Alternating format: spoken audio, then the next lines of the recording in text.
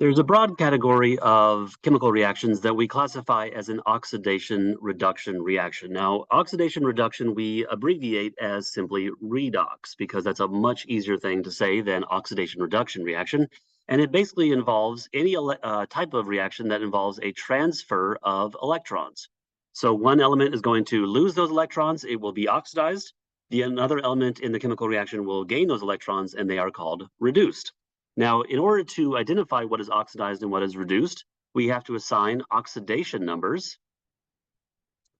So oxidation numbers must be assigned. Sorry about this. I don't know why that word is missing.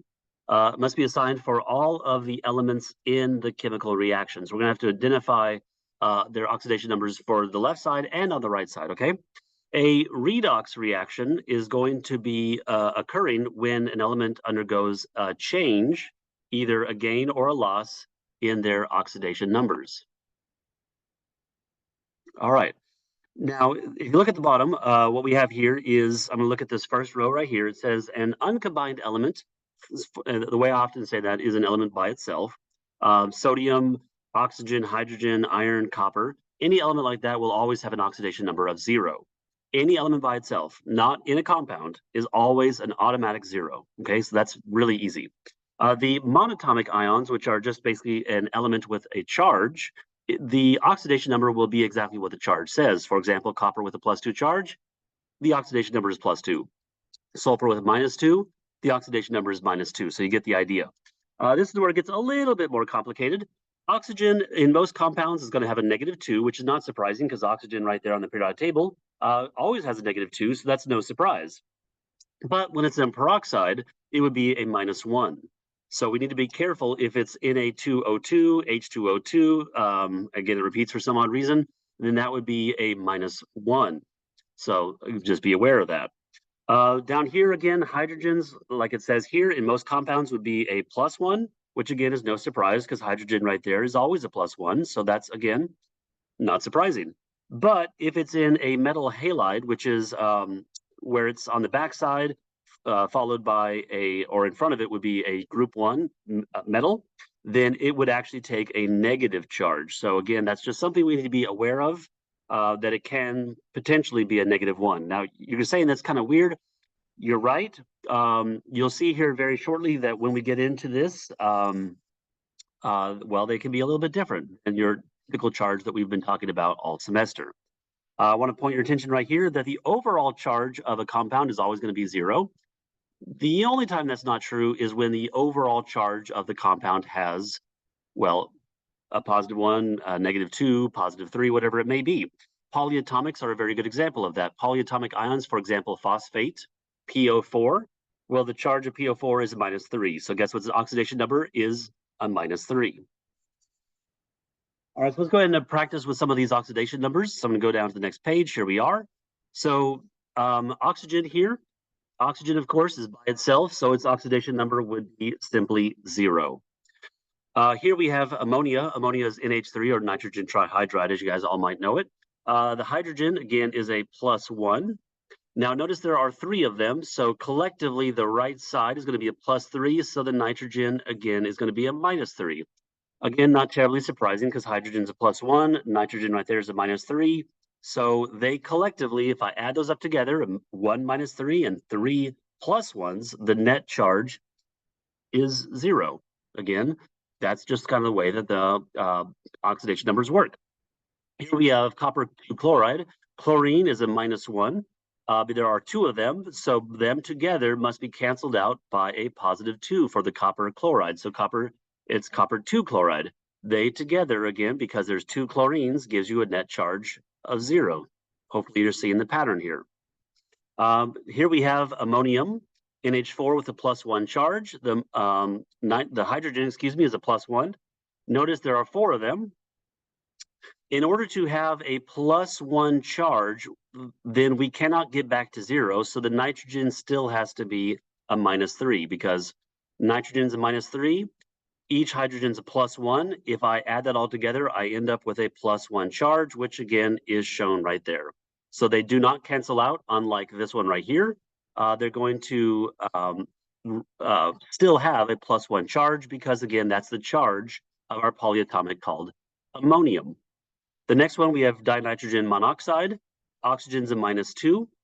In order to get that back down to 0, now you're probably thinking, wait a minute, nitrogen's a -3, but it's actually going to be a +1. Now you're saying that's a really weird, and you're right, it is. Nitrogen is more electronegative, so it's going to get the charge that it gets, which is -2, according to the fact that it's in the 6th column of the periodic table. The nitrogen, of course, in order to get it back to 0, is going to have to be a +1, which is very, very different than its typical charge that we've learned about in previous units. But if we have 2 +1s for the 2 nitrogens and 1 -2 from the oxygen, then the charge collectively comes out to be a sum of 0. So again, this is where it's starting to get a little bit different. Your oxidation numbers are not always the charges that you see on the periodic table here, right? A chloride ion is, again, a Cl minus. Chloride ion, Cl minus, so guess what its charge is? -1. Moving to the second row, we have iron 2 chloride. Chlorine is a -1 because, again, it's more electronegative. It's going to get the charge that it always gets. Iron, there are 2 of them, so 2 chlorines, excuse me. So to cancel that back to 0, the iron would have to be a 2, which, again, notice there's that 2, if you remember from units 3 and 4. Calcium ion, excuse me, it has a charge, +2, so its oxidation number would be +2. But calcium here is an uncharged. All by itself, it has no charge, so its oxidation number would be 0. We have a sulfate ion, SO4 with -2. So it's going to get a little bit weirder here now. So oxygen, again, is a -2 like it always is, because, again, it's a more electronegative relative to sulfur, which is down here. So there are 4 of them. So each is a -2, so those together would give a -8, right? I'm talking about just the right side of the compound. Let me try that one more time. Just the right side of the compound is a -8. So to get me back to 0, you might be thinking that the sulfur has to be a +8. Well, no, because there's a -2. So to have a overall charge of -2, our sulfur must be a positive, let me try it one more time, a +6. Because if sulfur is a +6 and each oxygen, there's 4 of them, is a -2, then when I do the math, I end up with a -2 charge. That, again, is how oxidation numbers work. All right, calcium sulfate. So our oxygen, of course, is -2. Again, we know if there's 4 of them, then that has to give me a total of -8. Now, calcium, I'm going to go ahead and say that calcium over here is a +2. So I have a +2 from the calcium. I have a -8 from the oxygen. To get me back to 0, I have a +2 from the calcium, a -8 from all 4 oxygens. That means my sulfur must be a +6, because 2 + 6 gives me +8, which will cancel out the -8, getting me back to 0. So that's the charge, or the oxidation number of the calcium, +2. The oxygen's a -2. Then to get me back to 0, the sulfur is going to have to take an oxidation number of +6, despite the fact that it would really prefer to be a -2, but it won't be able to get that charge. Again, we're talking about oxidation numbers here. The next one is HClO. So in this one, the oxidation number of oxygen is -2, like it always is. Hydrogen's a +1, so the chlorine is going to have to be a +1 to get me back to 0, because +1 + 1 is +2. The oxygen's a -2. Well, that cancels out to give me 0. Let me try to clean that up a little bit. Sorry about that. So that's going to be a +1, and the oxygen is a -2. Okay. The next thing we have on the third row is we have aluminum sulfate. So in this case, this is going to get a little more complicated, but it's all still the same concept. The oxygen is -2, like it always is. So notice there are 4 times 3, which is 12 oxygens. I'm having to look at each individual element. Previously, I told you to keep sulfate as a sulfate. Well, we have to assign the oxidation number of every single element, like I said on the previous page. So there are 12 oxygens, 4 times 3, and there are 2 of them. So that's going to give me, for my oxygen, it's going to give me a total of -24, right?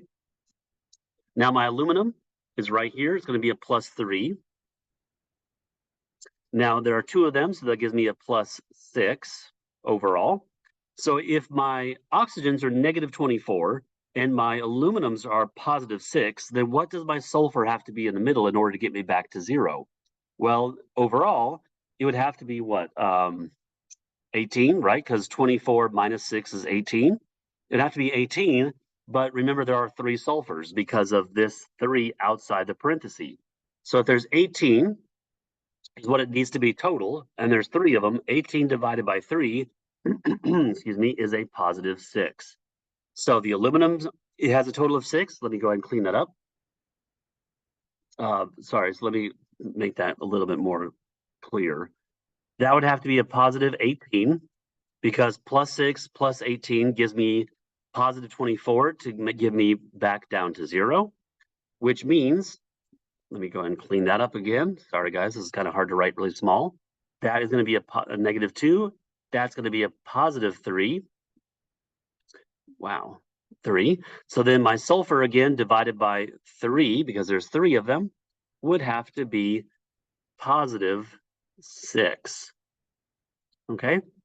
Because 2 positive 3s and 3 positive 6 gives me a total of positive 24, which will cancel out the negative 24 of the 12 oxygens combined. Okay? All right. Next one, we have nitrogen trihydride. Oxygen is -2. There are 3 of them, so that gives me a total of -6. Therefore, my nitrogen in this case must be a positive 6 because, again, this has to equal 0. Okay, yes, again, earlier on the very first row, nitrogen was a +1. Now it has to be a positive 6. Again, the point is oxygen will be what it is. And again, I'm talking about this one compared to this one. Oxygen will be what it is because it's more electronegative. Remember, electronegative, the fluorine is the most. So it will get the charge that it gets. And then everybody else will have to fall in place in order to get us back to 0. Hydrogen here, again, is a 0 because it's all by itself. Here, hydrogen is going to be a -1, and potassium is going to be a +1. Remember what I talked about on the bottom of the previous page. Here we have a peroxide. This is hydrogen peroxide. Oxygen normally would be -2, but I told you on the previous page in that little chart that it will be a -1. Therefore, hydrogen would be a +1. 2 negative ones and 2 positive ones get me back to 0. Finally, manganese 2 oxide, or manganese 4 oxide, excuse me. Oxygen would be 2. That would be 2 times 2 is 4. So manganese must be a positive 4. All right, guys. Again, what we're trying to do is get back to a charge of 0. The oxygen, which is the most electronegative next to fluorine, will get the charge it gets from the periodic table, and everybody else has to fall in place in order to get you back to a charge of 0. The only time that's not true is when there is a charge like this one, or like this one, or like this one. Then you have to be a little more careful because it is overall the net sum of the charge is what it says. All right, guys, that's how to assign excuse me, oxidation numbers.